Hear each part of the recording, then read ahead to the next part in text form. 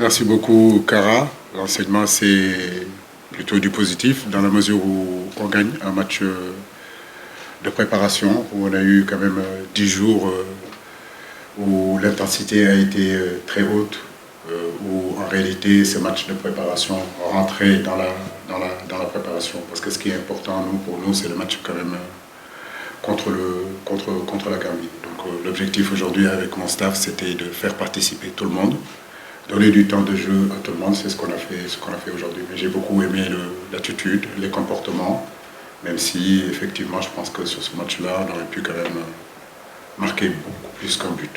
Voilà, donc comme on le dit, on va continuer encore à travailler là-dessus. Mais aujourd'hui, l'objectif était atteint. C'était de donner du temps de jeu à pas mal de joueurs. C'était important par rapport à la semaine qu'on a fait de 10 jours, qui a été quand même une semaine où on n'a pas aménagé nos joueurs et on a essayé vraiment de travailler sur le plan athlétique et sur le plan physique. Oui, comme je le disais il y a une semaine, aujourd'hui, nous ne bougeons pas véritablement sur notre 4-3, mais effectivement c'est un 4-3 qui est modulable.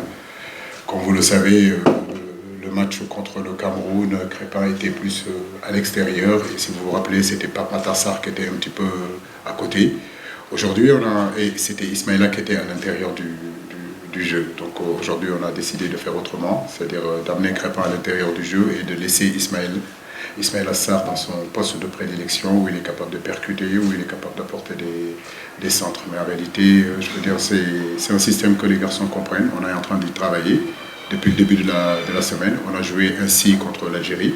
On a joué ainsi aussi contre le Cameroun. Donc nous sommes en train de le peaufiner, qui est différent un petit peu de la façon qu'on a joué contre le Togo. Et je le dis, je le répète encore, c'est pas le poste qui est important, c'est surtout le positionnement. Et aujourd'hui, on a vu quand même dans le milieu de terrain un Pape Gueye, un Crépin Diatta dans la distribution et dans l'orientation du jeu très intéressant. Donc maintenant, il faut qu'on continue à travailler dessus.